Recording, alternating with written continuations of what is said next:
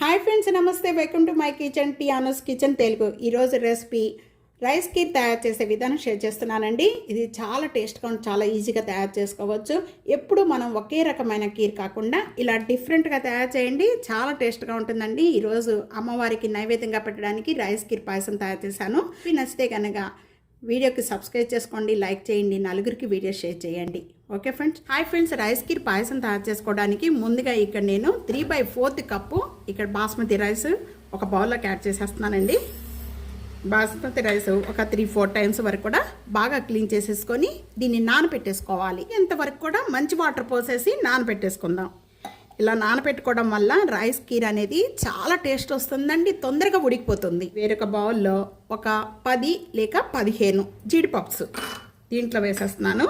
ఇక్కడ వేడి వాటర్ పోసేసుకొని వీటిని నానబెట్టేసుకుందాం. 10 నిమిషాలు నానిపోయిన వెంటనే కూడా వీటిని మిక్సీ జార్లో వేసేసుకొని పేస్ట్గా చేసి పక్కన పెట్టేసుకోండి. ఒక 10 నిమిషాలు నానిపోయిన వెంటనే మిక్సీ జార్లో వేసుకొని ఒక్క రౌండ్ వేస్తే చాలు. ఇలాగ తిప్పేసి మిక్సీ జార్ చేసేసి వెంటనే తీసేసుకొని పక్కన పెట్టేసుకుందాం. ఇలా ఈ రెండు కూడా ఇలా ప్రిపేర్ చేసేసుకొని పక్కన పెట్టేసుకోండి.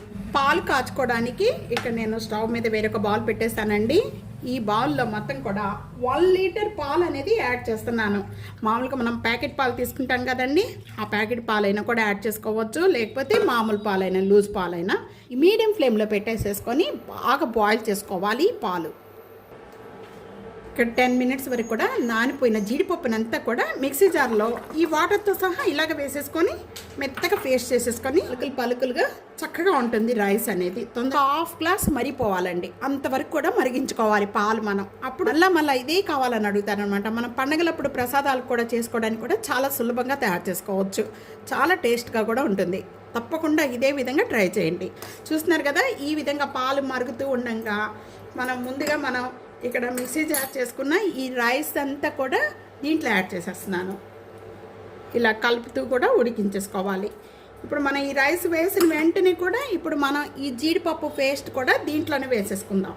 ఇలా ఉడుకుతూ ఉంటుంది. జీడిపప్పు పేస్ట్ వేసుకోవడం వల్ల చాలా టేస్ట్గా ఉంటుందండి, చిక్కపడుతుంది, చాలా టేస్ట్గా ఉంటుంది. వేరొక బౌల్లో ఒక 3 లేక 4 టేబుల్ స్పూన్ అనేది ఇక్కడ పాలు తీసుకున్నానండి. ఈ పాలల్లో సఫ్రాన్ అనేది కొద్దిగా ఇలాగ యాడ్ చేసేసుకొని మొత్తం కూడా ఇలా నానబెట్టేసుకోవాలి. కూడా ఇలా ఉడుకుతూ ఉండగా ఈ పక్కనంతా కూడా మీగడ కడుతూ ఉంటుంది. చూస్తున్నారు కదండి, రబడీ టైప్లో అనమాట. అంతా ఇలాగ మీగడ కడుతూ ఉంటుంది. ఆ మీగడంతా కూడా ఇలాగ తీస్తూ కూడా ఇలా ఉడికించుకోవాలి. రైస్ చేస్తే బాగా మెత్తగా అయిపోతుంది. రైస్ అంతవరకు ఉడికించుకోవాలి. బాగా మెత్తగా పడిపోయిందండి.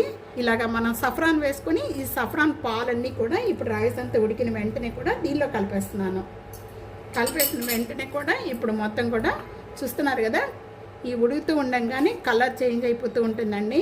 మంచి లైట్ ఎల్లో కలర్లో వస్తుంది. చాలా వీటితోని కొద్దిగా బాయిల్ అవుతూ ఉండగా కలర్ అనేది స్లోగా చేంజ్ అవుతూ ఉంటుంది. ఉంచుకునే ముందు ఇక్కడ ఇలియాచీ పౌడర్ యాడ్ చేస్తున్నానండి. నేను ఇక్కడ ఇలియాచీ అండ్ షుగరు మిక్సీ చేసి ఇలా పెట్టుకుంటాను అనమాట. అది యాడ్ చేస్తున్నాను 1 టేబుల్ స్పూన్. అలాగే స్వీట్ అనేది మీరు ఎంత తీసుకుంటారో దాన్ని బట్టి యాడ్ చేసుకోవచ్చు అండి. ఈ స్టేజ్లో ఇలియాచీ పౌడర్ యాడ్ చేసిన వెంటనే ఒక 3/4 కప్పు షుగర్ యాడ్ చేస్తున్నాను. మీరు ఈ షుగర్ ప్లస్లో బెల్లం పౌడర్ కూడా యాడ్ చేసుకోవచ్చు కావాలంటే.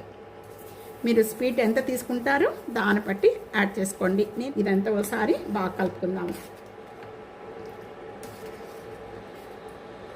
దించే ముందు ఇక్కడ బాదం పప్పు, పిస్తా, జీడిపప్పు ఈ 3 అండి ఒక 4 తీసుకొని ఇలాగ సన్నగా పీసెస్ కట్ చేసేసుకున్నాను.